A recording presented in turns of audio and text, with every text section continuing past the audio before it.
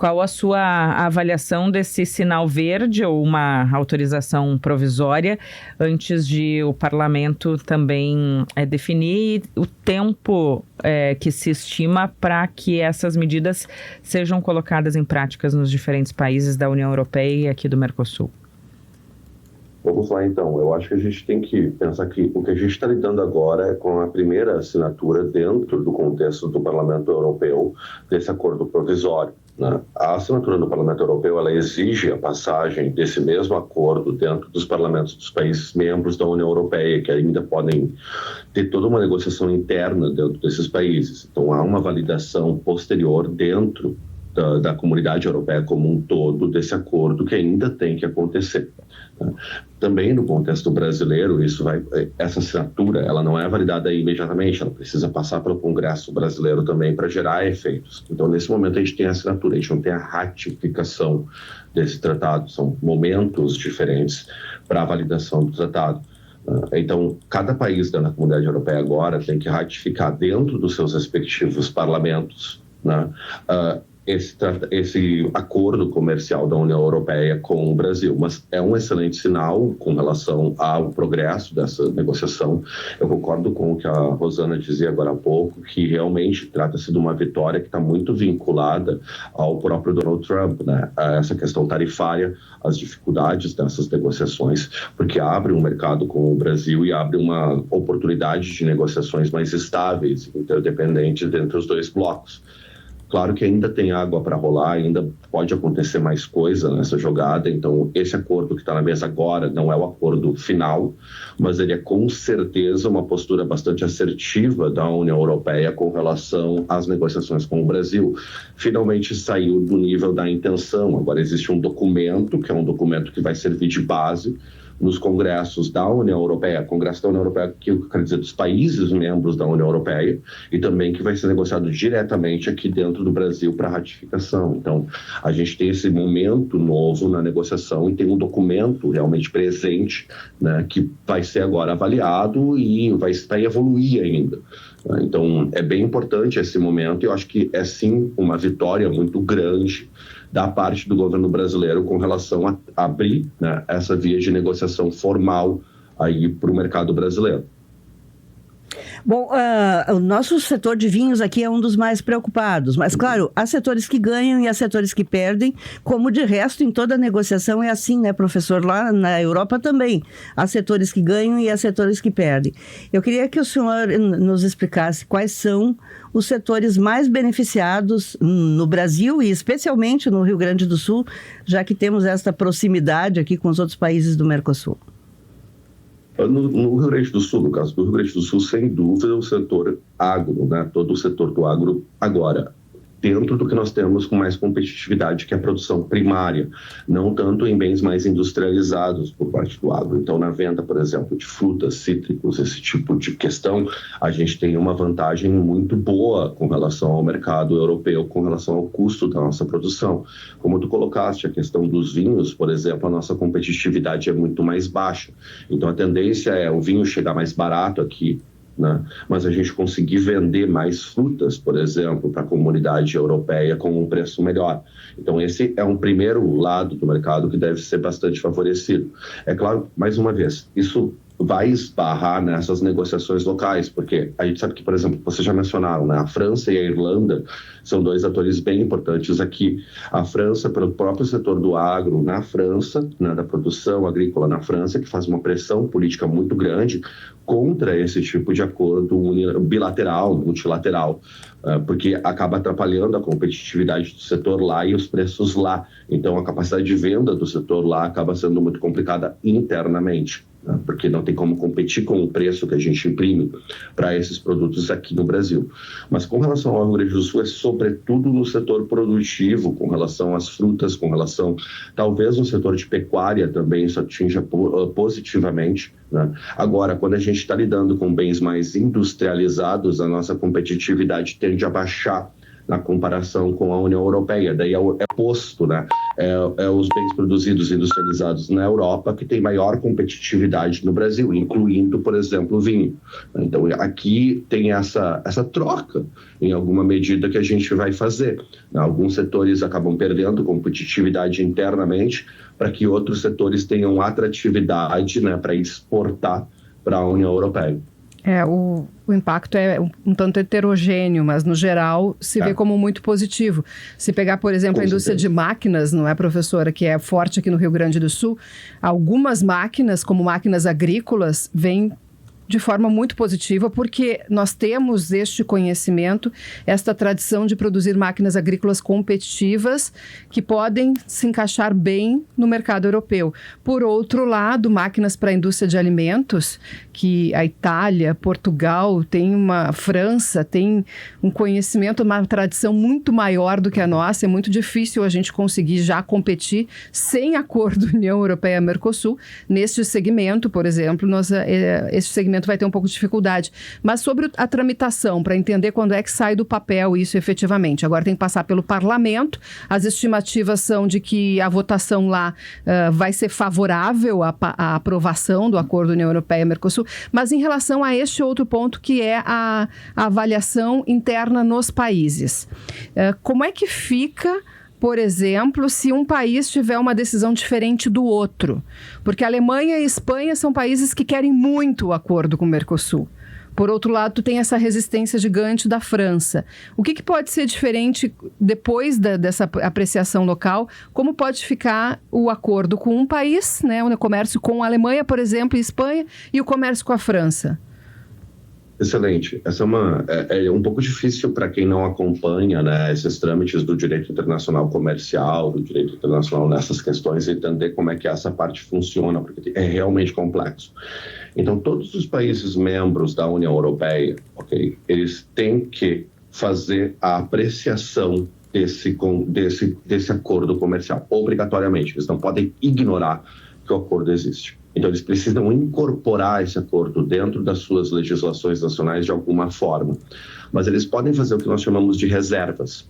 O que são reservas? Elementos do acordo podem ser suspensos, eles não podem ser alterados, ok? Então, se, por exemplo, nós temos um acordo sobre uma certa porcentagem numa taxa ou uma ausência de porcentagem, um país não pode alterar o valor dessa taxa através do seu parlamento nacional, mas ele pode suspender aquele artigo. Só que isso tem um limite. Então, o que acontece? O acordo é enviado para os congressos nacionais dos países membros da União Europeia. Ele passa pelo trâmite interno de aprovação, como se fosse uma legislação nacional. Só que depois ele tem que voltar para a União Europeia para ser reavaliado. O que isso quer dizer? Para que a União Europeia avalie qual é a dimensão de reservas que foi feita, ou seja, tem um limite que os países podem ou não podem negociar. Tem uma articulação política bastante complexa aqui, porque os países querem manter alguma autonomia, né, com relação às suas políticas internas, mas eles não podem quebrar com o pacto, né, com o acordo. Então, aqui, cada país vai ter que fazer uma articulação que também tem a ver com o seu poder dentro da União Europeia. Então, é claro que a Alemanha e a França, por exemplo, podem muito mais nesse sentido que países menores dentro da União Europeia com relação aos seus poderes relativos. Mas ainda assim, mesmo a Alemanha e a França não podem simplesmente decepar, né, ou mudar totalmente o acordo. Mudar elas não podem, né? Não podem reservar elementos desse acordo nos seus congressos. Eles podem reservar coisas estratégicas que ou não se aplicam, né, ou que eles querem reservar por questões internas. Mas isso vai ser uma articulação e isso demora um tempo, porque é claro que vai ter a pressão dos setores industriais locais com relação a isso. Então, por exemplo, na França a gente já sabe onde é que vai estar a pressão. Vai estar pressão nos elementos pertinentes à indústria francesa. Então, os grupos de lobby na França vão pressionar o Congresso francês para retirar elementos críticos.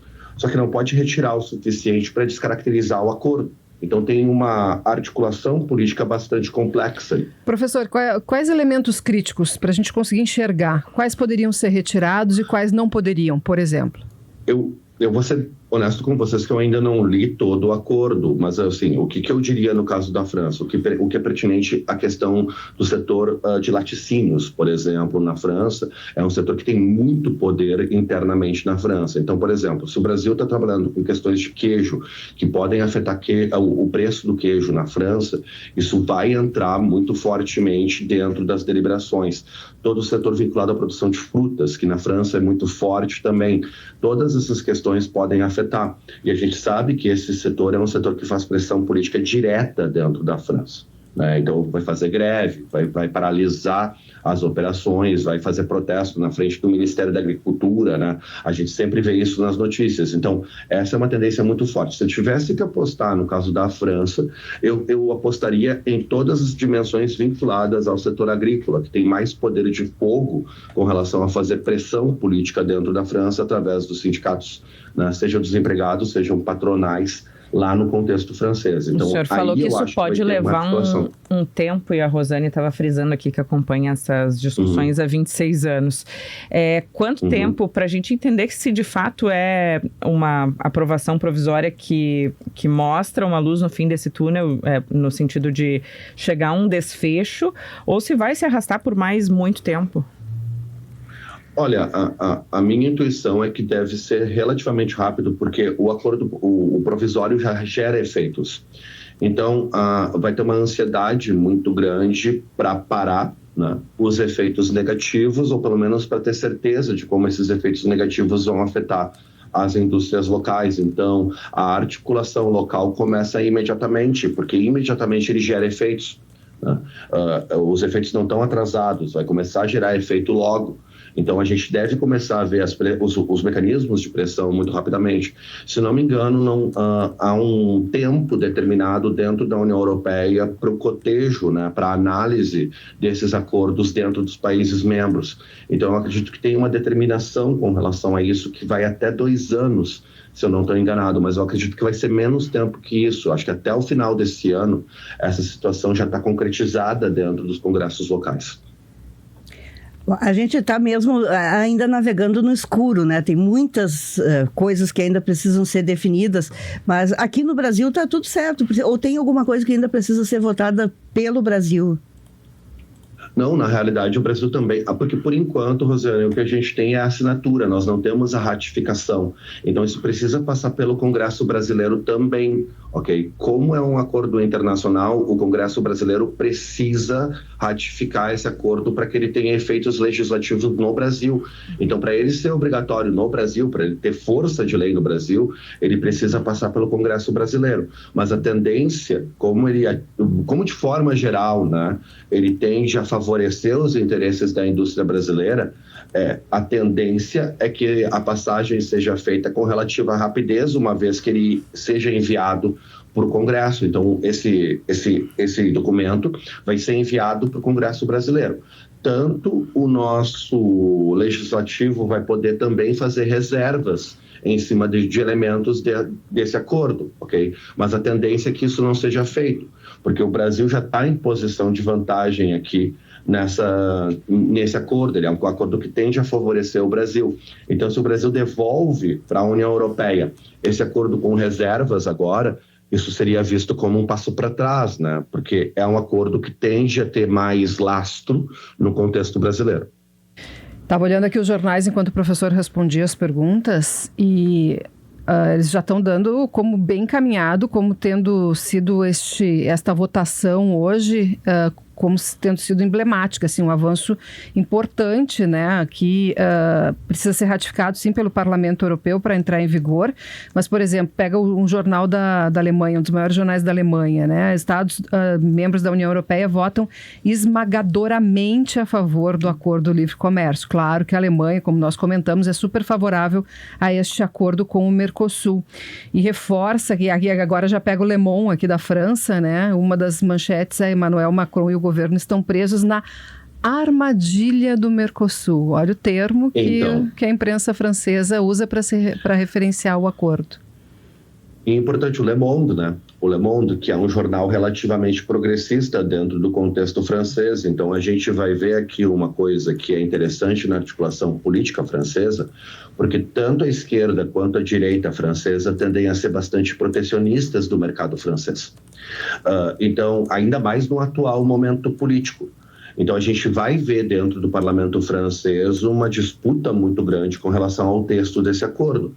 Mais uma vez, eu acho que é importante para quem está nos ouvindo, o parlamento francês é obrigado, a processar esse acordo. Ele não tem autonomia para dizer que não vai assinar, mas ele tem autonomia para tentar fazer reservas. Mas como o parlamento europeu já está fazendo essa articulação, agora entra nessa articulação política, que é uma articulação política dos membros do parlamento europeu, que são franceses, com o governo francês para fazer esse acordo, né? Nas relações internacionais, a gente chama isso de política de 2 níveis.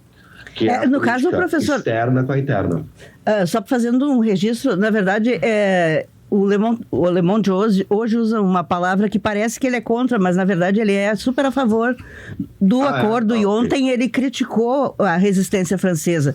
O editorial de ontem afirmava que o governo Macron apostou errado ao resistir ao tratado comercial e ver risco de revés diplomático e político às vésperas da assinatura do acordo. Então, na verdade, o jornal Le Monde é a favor e critica muito o governo Macron por não ter entrado no acordo. É porque o governo Macron realmente estava com reticências com isso, justamente pelos efeitos na política interna, né? Por medo de perder apoio internamente. Mas faz sentido, Eu tinha ficado surpreso inicialmente com uma postura negativa, parcialmente, mas ao mesmo tempo faria sentido também o Le Monde se colocar negativamente, dada a tradição protecionista, né, da esquerda francesa também. Então não seria totalmente fora de caráter, mas de qualquer forma, permanece essa questão. É um equilíbrio super difícil no contexto francês esse, do ponto de vista eleitoral, e a gente vai ver isso sendo explorado imediatamente na França. Eles colocam como sendo, o Le Monde coloca como sendo uma armadilha para Macron, porque ele ficou, até um termo que o Le Monde usa, que é a situação, a instabilidade política contra o governo dele, né, independentemente do acordo com a União Europeia, e também essa reação dos agricultores, isso deixou Macron com as mãos atadas, né, e, enfim, e mesmo ele se posicionando contrário, né, por isso que ele coloca como uma armadilha para Macron.